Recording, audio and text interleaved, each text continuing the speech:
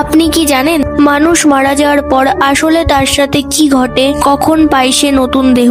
যখন কেউ মারা যায় তখন তার আত্মা শরীর থেকে বেরিয়ে যায়। প্রথম 2 ঘন্টা আত্মা থাকে ঠিক সেই জায়গায় যেখানে মৃতদেহটি পড়ে থাকে। সেই আত্মা বারবার চেষ্টা করে আবার তার শরীরে ফিরে যেতে, কিন্তু আর ফিরতে পারে না। তারপর সে দেখে তার পরিবার কাঁদছে, আপন জনদের চোখে জল দেখে তার আত্মা ভীষণ কষ্ট পায়। এরপর শুরু হয় প্রেত আত্মার প্রথম রাত্রি। আগামী 13 দিন ধরে আত্মাকে তার জীবনের কর্মফলের হিসাব দিতে হয়। যদি সে জীবনে পাপ করে থাকে তবে যমদূতরা তাকে অগ্নি নদীতে ফেলে দেয়, যেখানে ভয়ঙ্কর শব্দ, অন্ধকার আর যন্ত্রণা। কিন্তু আত্মা যদি কর্ম ভালো করে থাকে তবে যমদূতেরা তাকে এক আলোকময় জগতে নিয়ে যায়, যেখানে থাকে শুধু শান্তি আর আনন্দ।